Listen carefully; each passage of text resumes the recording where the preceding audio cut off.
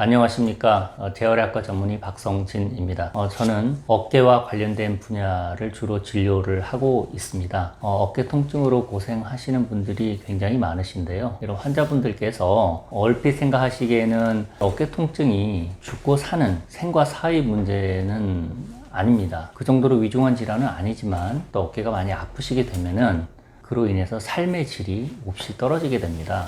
그래서 저는 환자분들의 삶의 질을 좋게 하려는 목적으로 진료를 하고 있습니다. 환자분들께서 아픔으로 인해서 아픈 어깨뿐만 아니라 마음까지 굉장히 힘들어지는 경우가 많이 있죠. 그래서 그런 부분까지 최대한 이해를 하려고 노력을 하고 있습니다. 그래서 늘 환자분들 말씀에 경청을 하고 또 제가 어떻게 치료될지에 대해서 로드맵을 제시하는 것으로서 진료를 매끄럽게 하려고 노력하고 있습니다. 이번에 이 책을 집필하게 된 계기는 환자분들의 삶의 질을 어떻게 하면 좋게 하는지, 즉 문제가 있는 것을 해결하는 것도 중요하지만 문제가 안 생기게, 즉 예방이죠. 예방하는 것과 또 하나는 문제가 해결되고 난 뒤에 재발 방지 대책을 마련하는 것에 좀 초점을 맞춰서 환자분들께 옆에서 설명해 드리듯이 자연스럽게 하고자 합니다.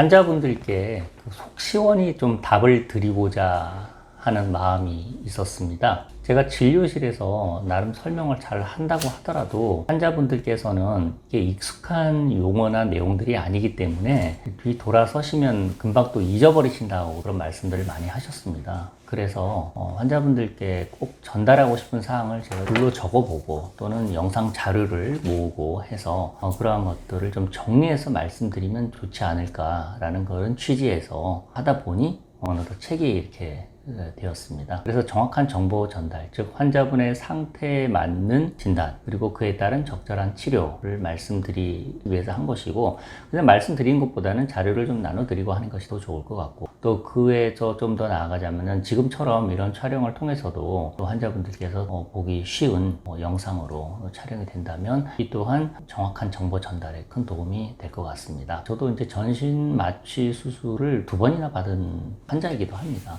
그런 경험을 하면서 환자 입장에서 어떻게 하면 좀 더 이해를 잘 할 수 있을지에 대해서 늘 안타까운 답답한 생각을 가지고 있었습니다. 근데 그것이 계기가 되어서 이런 집필 작업에 이르렀습니다. 또한 그 환자분들께서는 병원을 내원하시기가 좀 불편하실 수 있어요. 그러니까 내가 몸이 좀 불편하고 이렇다 하더라도 병원에 가면 또 무슨 담당 의사가 무슨 얘기를 할지, 또 어떤 병명, 어떤 진단이 나서 어떤 치료를 받게 될지에 대해서 막연한 불안감도 있습니다. 근데 이러한 것들이 이제 병원에 가기 좀 꺼려지는 요소가 되기도 하고 껄끄러운 요소가 되기도 하고요. 그렇기 때문에 불안한 마음을 좀 덜어드리기 위해서 좀 와서 좀 편안하게 좀 말씀을 하시고 대화를 하는 과정에서 그런 것들이 많이 좀 해소되는 측면이 있고, 또 본인이 불편하신 내용에 대해서 얘기를 하시다 보면은 그게 또 조금 해소되는 또 그런 측면도 있습니다. 그리고 또 진단이 정확하게 되어서 제가 진단에 따라서 치료법을 말씀을 드리면 또 그걸 들으시면 어떻게 하면 되겠다라는 본인의 생각이 또 정리가 되시기도 하거든요. 그걸 들으시면은 그렇게 막연한 불안감이나 답답함은 좀 많이 줄어들지 않을까 그런 생각을 해봅니다. 그래서 저도 그 환자분들께 처음에는 말로만 설명드리다가 두 번째는 자료, 글씨나 이런 영상 자료를 또 활용하기도 하고 그 그림이나 사진을 활용하기도 했었습니다. 그러다가 이제 그것만으로 좀 부족하다는 생각이 들어서 유튜브 요즘 유행하고 있죠. 그래서 유튜브를 통해서 제가 촬영한 것을 환자분들께 좀 찾아보시라고 말씀드리기도 했습니다. 찾는 것도 또 일이라서 아예 저희가 QR코드, 제가 동영상 촬영을 했던 부분, 방송했던 부분을 아주 QR코드로 만들어서 환자분들께서 그걸 QR코드 스캔만 하시면 바로 영상을 보실 수 있도록 하여튼 불편함을 최소화하는 데 노력을 했고요. 이 모든 것은 환자분들께 정확한 정보를 드리고 또 환자분들과 저와 원활한 소통을 위해서 이런 한 방법이라고 보시면 되겠습니다. 어깨 관절은 우리가 160도 앞뒤로 위아래로 할 거 없이 굉장히 자유자재로 움직이도록 만들어져 있습니다. 그렇게 자유로운 만큼 이 운동성은 대단히 뛰어납니다. 그러나 이 안정성은 좀 약할 수 있습니다. 자유롭게 움직이니까 꽉 잡아주는 측면에서는 좀 덜할 수는 있다는 거죠. 약할 수 있다는 겁니다. 자유롭게 움직이는 반면에 안정성이 떨어지기 때문에 어깨가 빠질 위험이 늘 있습니다. 때문에 어깨는 우리가 섬세하게 어떤 일을 할 때 굉장히 중요한 관절입니다. 제가 팔을 뻗어서 어디 위로 올리려고 할 때 만약에 어깨가 지지가 안 된다라고 한다면 손만 가지고 그 위치를 갈 수가 없어요. 그래서 우리가 포크레인 같은 거 보면은 팔이 길다랗게 있지 않습니까? 끝에서 굴삭기가 파고 들어올리고 이런 거는 잘 하는데 여기 팔 몸통에 붙은 부분이 그까지 지지를 또는 지원을 못 해주면 팔이 갈 수가 없다는 거죠. 손이 끝까지 갈 수가 없어요. 그리고 안정적으로 이게 다 지탱이 돼야지 그 다음에 일을 할 수가 있는 거죠. 그런 기본적인 지지 역할을 하는 것이 바로 어깨고요.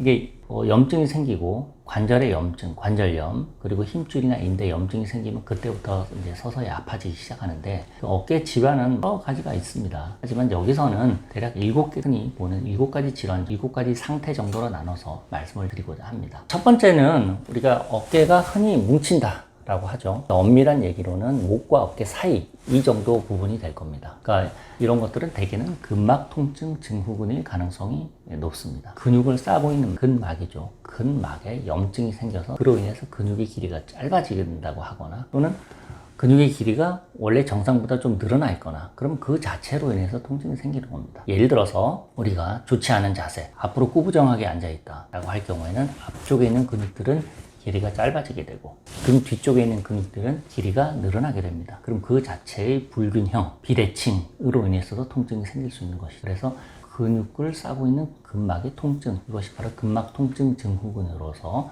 바람직하지 못한 자세에서 발생하는 경우가 굉장히 많고 또 무리하게 일을 하거나 업무를 보거나 그럴 때도 굉장히 많이 생기곤 합니다. 특히나 현대인들은 앉아있는 시간이 많고 컴퓨터를 빼고는 거의 업무를 볼 수가 없는 상황에 이르렀습니다. 또 스마트폰이 굉장히 위세를 떨치고 있지 않습니까? 거기서 취미도 하시고 업무도 보시고 이런 분들도 계시는데 그 또한 좋지 않은 자세에서 오랜 시간 하다 보면은 그 자체가 척추와 관절, 특히 어깨에도 굉장히 무리가 따를 수가 있습니다. 그래서 특별하게 다친 것도 아니고 특별하게 내가 어떤 손상을 받은 적도 없고 한데도 여기가 묵직하게 계속 아프다 그러면 그것은 근막 통증 증후군일 가능성이 높습니다.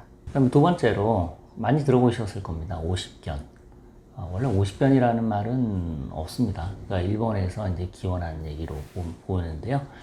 대개는 정확한 이름은 동결견 또는 유착성 관절낭염이라고 합니다. 동결, 견, 얼어붙은 어깨라는 뜻이죠. 어깨 관절이 굳어 있는 것입니다. 어깨 관절이 굳어서 움직이는데 제한이 있으면서 통증이 있는 것, 그걸 오십견이라고 합니다. 동결견이라고도 하죠. 그래서 이것은 서서히 진행되는 질환입니다. 바로 얼어붙는 게 아니라 초겨울에 약간 얼듯말듯 하다가 한겨울에 꽁꽁 얼어붙었다가 또 시간이 좀 지나면서 또 서서히 녹는 그런 경과를 지나게 되는데요. 환자분은 서서히 아파갈 때 초겨울 상태 아파갈 때 그때부터 통증을 느끼기 시작하고 꽁꽁 얼어붙을 때는 또 통증이 조금 덜하나 운동 범위 제한이 너무 심합니다. 예를 들어서 일상생활이 힘든 겁니다. 옷을 입고 벗거나 그럴 때 또 많이 아파하시는 경우가 많고요. 그리고 무려 이제 1년 반에서 2년 정도의 시간이 지나야지 좋아진다라고도 하는 질환이기도 한데 시간만 지난다고 해서 이것이 저절로 해결되지는 않을 수도 있다는 겁니다. 그러니까 10명 중에 7명은 시간 지나면 좋아질 수가 있는데 나머지 3명은 그렇지 않을 수도 있다는 겁니다.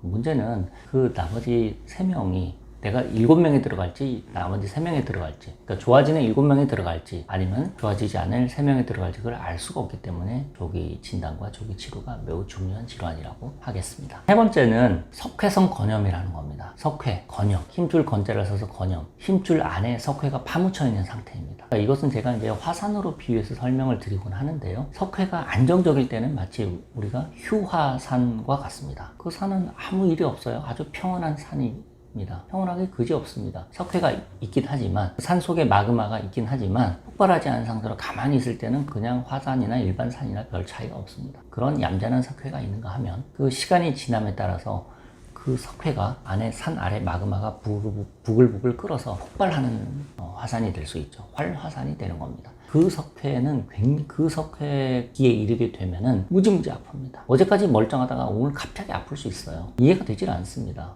어제 내가 뭐 무슨 일이 있었던 것도 아닌데 아침에 일어나 보니 무지하게 아프다는 겁니다. 또는 어제 밤에 좀 스물스물 아프기 시작했지만 자고 나면 괜찮아지겠지라고 생각하다가 괜찮아지기는커녕 새벽으로 갈수록 더 아파져서 응급실로 가는 경우도 왕왕 있습니다. 그런 석회도 녹아내리면서 석회 일생을 마감하게 됩니다. 그렇게 화산이 분출하고 있다가 그 화산 안에 있는 마그마가 다 빠져버리면은 일명 사화산이 되는 겁니다. 더 이상 폭발하고 탈 마그마가 남아있지 않는다는 것이죠. 그러면 일반 산이 됩니다. 그렇듯이 이게 휴화산, 활화산, 사화산으로 가게 됩니다. 그렇게 되면 석회 일생이 지나게 되는 거예요. 한 사이클이 얼마나 될까요? 대개 18개월 정도 된다고 합니다. 생겨서 없어질 수도 있고 또 없던 게 다시 생길 수도 있습니다. 그러나 일단 생겼다가 없어지는데 대개 18개월 정도를 얘기를 하고 학자들은 문헌에서는 그렇게 얘기를 하고 있습니다. 자, 이어서 말씀드릴 질환은 충돌증후군입니다. 충돌, 무엇과 무엇이 충돌하는 것일까요? 우리가 이게 어깨 견봉이라는 뼈와 팔이 이게 팔입니다. 그래서 팔을 들어올리면 이렇게 들어올리게 되죠. 이것이 매끄럽게 이렇게 들려야 되는데 들어올리다가 탁 걸려요. 이쯤 걸립니다. 그럼 그때 아파지는 거죠. 근데 그 이상 또 올라가게 되면 또 괜찮아요. 내릴 때 또 걸립니다. 이 특정 각도를 지나칠 때 아픈 것을 우리가 충돌증후군이라고 합니다. 충돌하는 원인은 여러 가지가 있을 수가 있어요. 예를 들어서 앞에 말씀드렸던 석회가 힘줄 속에 끼어 있어요. 그러면 석회가 힘줄 속에 끼었기 때문에 부피가 좀 커지겠죠. 그렇게 되면은 처음에는 잘 움직이던 어깨가 석회가 부피를 차지하니 어느 순간부터 이제 이게 매끄러지지 않은 겁니다. 그래서 충돌하는 거죠. 뼈의 아랫부분과 힘줄의 윗부분이 충돌하는 겁니다. 그럼 뼈와 힘줄이 서로 부딪히게 되면은 힘줄이 손상이 되겠죠. 그래서 힘줄도 약한 구조는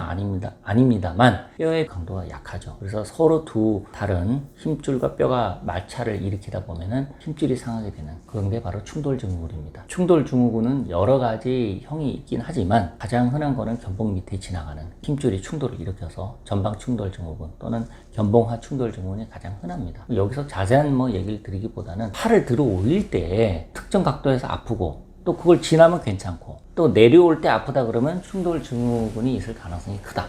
알고 계시면 됩니다. 충돌증후군이 또 오래되다 보면은 힘줄이 점점 한 가닥 두 가닥씩 파열이 되게 됩니다.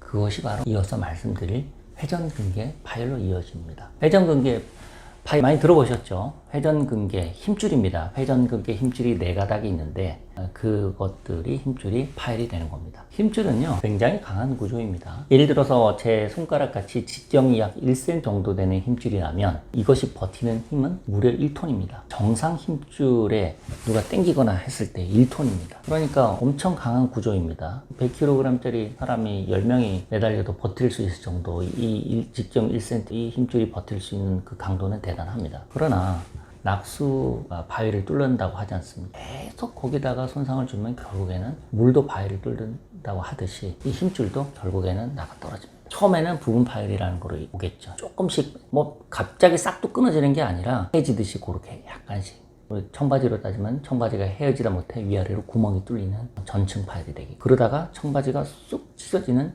완전 파열 그리고 그 회전근개 힘줄 하나가 아니라 여러 개의 힘줄이 하나 이상 그러니까 2개 이상의 힘줄이 찢어진 것을 광범위 파열이라고 합니다. 그러니까 요즘은 광범위 파열은 보기가 참 힘듭니다. 대부분 환자분들이 부분 파열 또는 전층 파열 상태에서 이미 다 진단이 되기 때문에 진단만 정확하게 되면 치료하는 것은 어렵지는 않다고. 하지만 여러 가지 치료가 부분 파열이냐 전층 파열이냐에 따라서 수술을 하느냐 마느냐 나중에 또 이어서 하도록 말씀을 드리도록 하겠습니다. 그 다음에 회전근개 파열로 인해서 만약에 수술을 했다. 찢어진 회전근개 파열을 봉합을 해서 이었지 않습니까? 그러면 우리가 그 팔을 바로 쓸 수 있을 것 같지만 그렇지 않습니다. 놀랍게도 이것은 6개월 정도의 아주 지난한 아주 긴 재활치료 과정을 겪게 됩니다. 간단한 건 아닙니다. 하지만 또 못할 이유도 없습니다. 그렇게 해서 회전근개 힘줄 파열 후에 6개월간 이어지는 재활치료 과정이 있습니다. 그래서 회전근개 힘줄 파열 후에 재활운동이란 것도 하나의 단원으로 묶어서 나중에 말씀을 드리도록 하겠습니다. 자, 마지막으로 이거는 흔하게 보는 건 아닌데